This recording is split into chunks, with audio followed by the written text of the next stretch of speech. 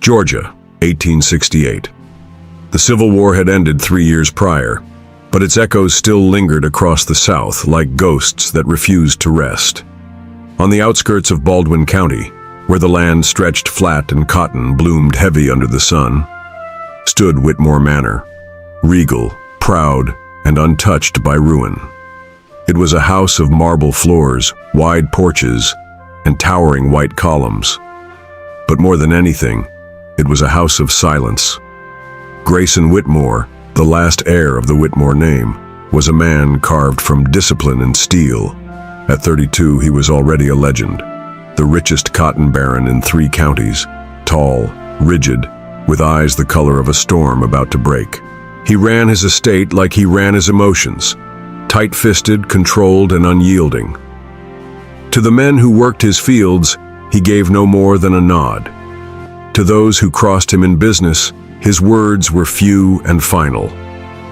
One morning, seated behind his broad mahogany desk, he signed a letter without looking up and said plainly, "Double the overseer's pay if he delivers by Friday.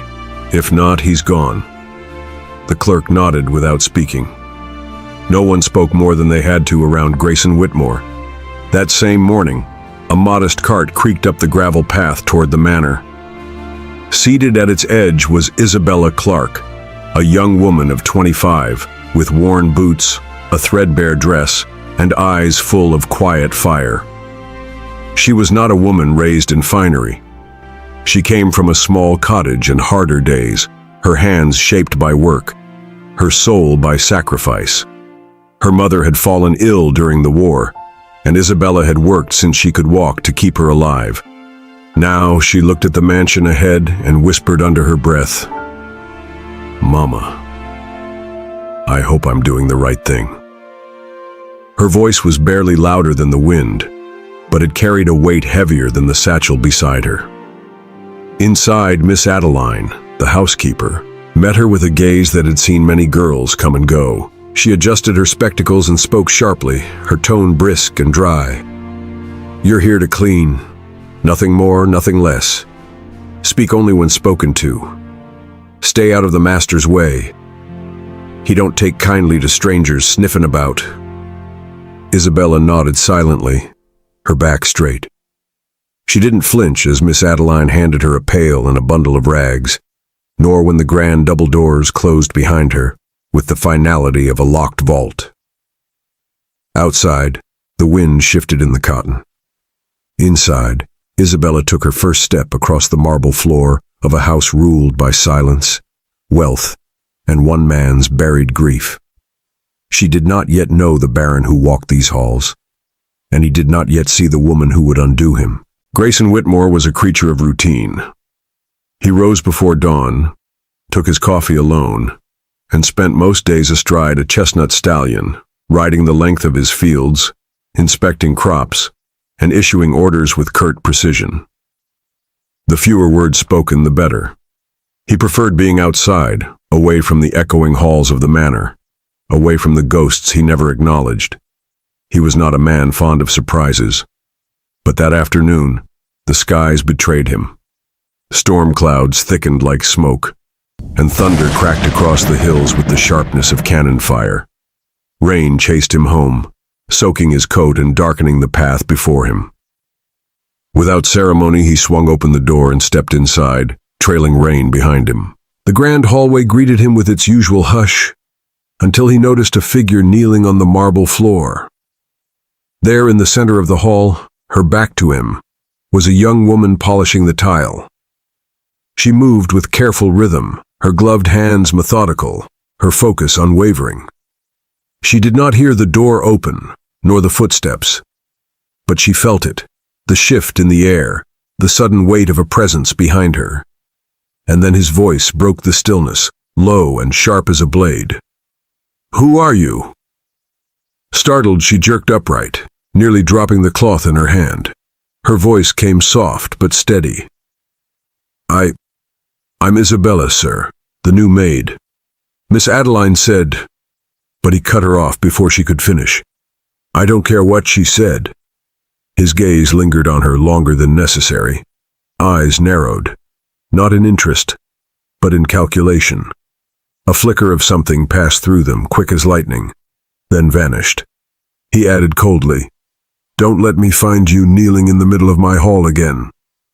And with that, he turned, boots clicking against polished stone, and disappeared into the next room. Isabella stood there for a breath, the cloth still in her hand, her chest rising and falling beneath the stiff fabric of her dress. Her cheeks flushed, not with shame, but with defiance. She dared not speak aloud. But she didn't retreat. She didn't crumble. She bent again, picked up the rag, and returned to work. Above her, the storm rolled across the roof in low, growling waves. Inside, the silence returned. Yet something had changed. The master of the house had noticed her, and no matter how much he tried to forget, she had already taken root. The days that followed returned to silence, but not the same kind. It was no longer the unbroken hush of still air, but something else. Something softer, almost curious. Isabella moved through the manor like a whisper, present, but never intrusive. She scrubbed steps before the sun rose, folded linens with care, and dusted books he hadn't opened in years.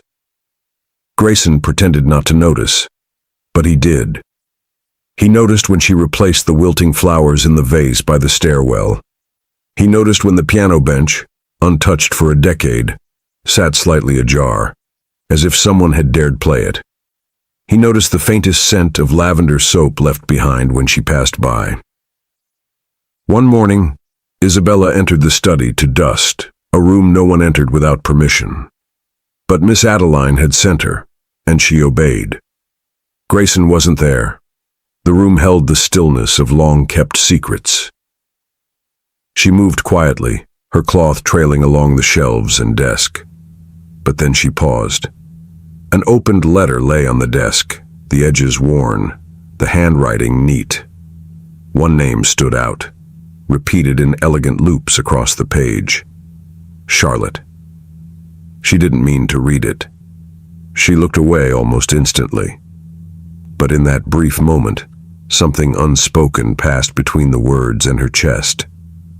She was about to retreat when a voice like thunder rolled in behind her. "Do you make a habit of snooping?" Grayson stood in the doorway, one brow lifted, arms crossed, every inch the cold master of the house again. Isabella straightened instantly. Her voice came quiet, measured. "No, sir. I was just cleaning. I saw the letter. I didn't mean to pry." His gaze didn't soften. "Then don't," he said simply. There was a pause. He could have said more. She could have explained. But instead he added, his voice lower this time, "You may dust my house, Miss Clark. But my past is not among the items to be polished." And with that, he stepped past her and into the room, ending the moment with a finality that stung. That night, Grayson stood by the parlor window, bourbon in hand, though he hadn't taken a single sip. Rain pressed gently against the glass. Somewhere down the corridor, a soft melody echoed. Hummed, not played. He knew that voice, the same one that had stood firm beneath his scorn, the same one that filled the hallways when no one else dared make a sound. He closed his eyes, the hum lingering like a memory. And though he said nothing aloud, the storm behind his ribs began to shift. The storm came quickly, without the usual warning of a southern summer sky. One moment the air hung heavy with heat. The next, thunder cracked across the cotton fields like a whip. Rain battered the windows of Whitmore Manor. Candles flickered in their holders. The house, so often silent, now pulsed with the sound of nature's fury. In the drawing room, Isabella moved calmly, lighting sconces along the walls. She worked with quiet precision, though her eyes flicked to the windows with each flash of lightning. She did not startle easily. But storms, she had learned long ago, were best watched rather than ignored. She didn't expect to find Grayson there, standing by the unlit fireplace, half-shadowed in amber glow. He had entered so silently, that only the shifting of his coat caught her attention. For a moment, neither spoke. Then he asked, his voice softer than usual, "You're not afraid of thunder?" She shook her head without turning toward him, and replied almost as an afterthought, "Not of thunder, sir." He took a step closer, arms folded loosely, his tone laced with quiet curiosity. "Of what then?" She paused, her gaze lingering on the candle flame before answering.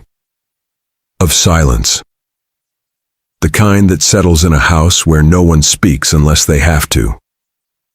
That answer caught him, not like a slap, but like a slow breath held too long. He said nothing in return. A sudden gust burst one of the tall windows open. Rain slashed through the air. Without hesitation, Isabella ran to it, trying to wrest the pane closed against the wind. Grayson was at her side in a heartbeat. His hand met hers on the latch.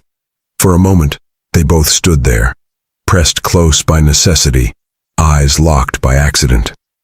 The storm howled, but inside, a different kind of thunder rose.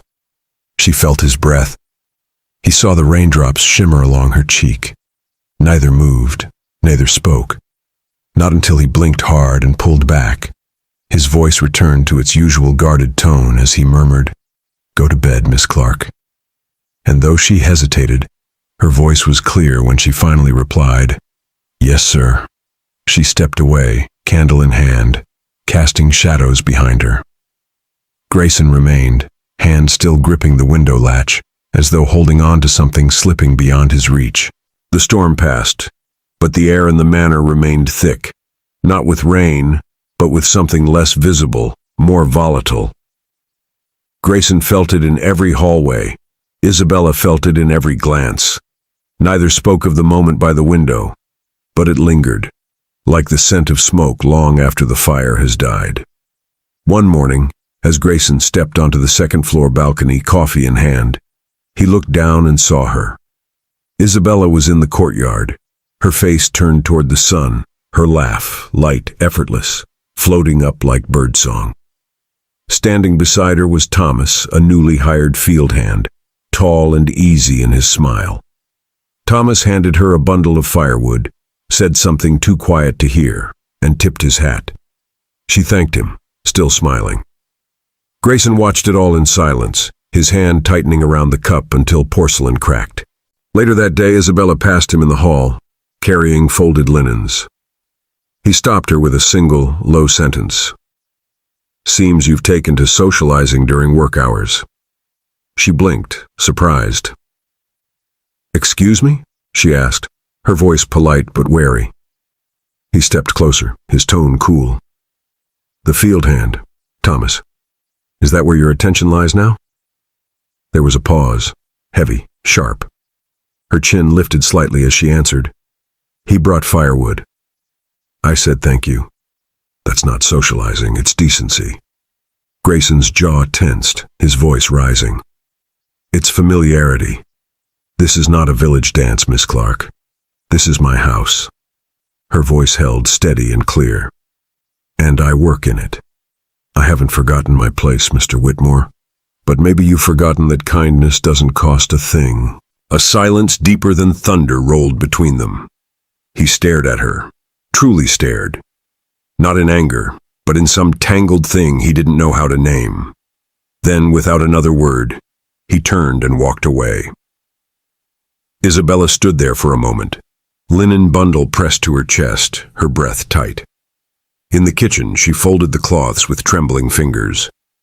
Upstairs, Grayson poured a drink he didn't want and left it untouched on the desk. Neither of them knew exactly what had been said, but both knew something had been wounded, and neither was ready to admit what it was. Days passed, and though the sun rose and chores continued, nothing felt as it had before.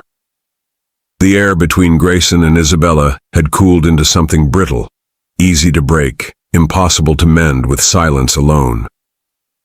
She no longer paused near the drawing room. He no longer lingered in the hall. The warmth that once flickered in their shared glances had dimmed to ash. One evening, as Isabella made her way down the corridor to her room, she heard voices from the study, Grayson's voice, clipped and low. She paused unintentionally just outside the door. Inside, he spoke to a visitor, but his words carried. "I don't care what the staff think," he said.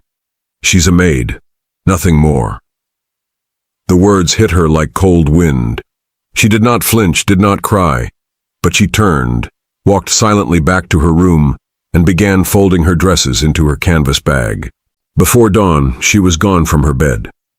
Her boots echoed softly as she walked through the kitchen one last time, leaving her room key beside a folded note.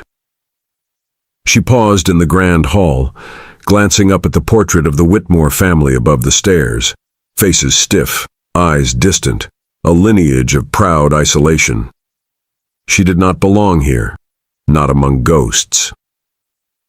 She was halfway down the long drive when Miss Adeline appeared on the porch, arms folded, her voice a mix of challenge and concern. "You sure about this, girl?" Isabella didn't stop walking, but her voice floated back, quiet and clear. "Yes, ma'am." The housekeeper narrowed her eyes. "He's a hard man, but he's not heartless." Isabella's reply came without hesitation. "No, he just keeps it buried too deep for anyone to reach." And with that, she disappeared down the lane, beneath a sky just beginning to turn gold. Grayson found the note sometime near midday. The kitchen felt too still, the house too quiet. He picked up the folded paper with cautious hands and read her words, written in careful, even script. "I was not made for silence, Mr. Whitmore. I hope someday you won't be either." He stood there a long time, the note trembling slightly between his fingers. He did not speak. He did not move. But for the first time in years, he felt. Grayson Whitmore had faced failing crops, blood-soaked ledgers, and the slow decay of everything his father had built. But nothing undid him like the quiet that followed Isabella's departure. The manor didn't feel silent anymore. It felt hollow. The scent of lavender was gone. The piano remained closed. The linens on the stair rail were no longer folded just so. He held her note for hours without realizing it. Read it again and again. "I was not made for silence, Mr. Whitmore. I hope someday you won't be either." He murmured the words aloud, like a prayer or a wound, and suddenly the study could no longer hold him. Miss Adeline stood at the front door as he came storming down the stairs, coat in hand, fire in his eyes. She raised one eyebrow, arms crossed. "Well, it's about time," she muttered as he passed her without pause.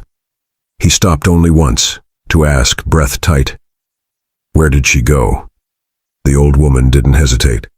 "The Clark Farm, North Road, just past the Willow Grove."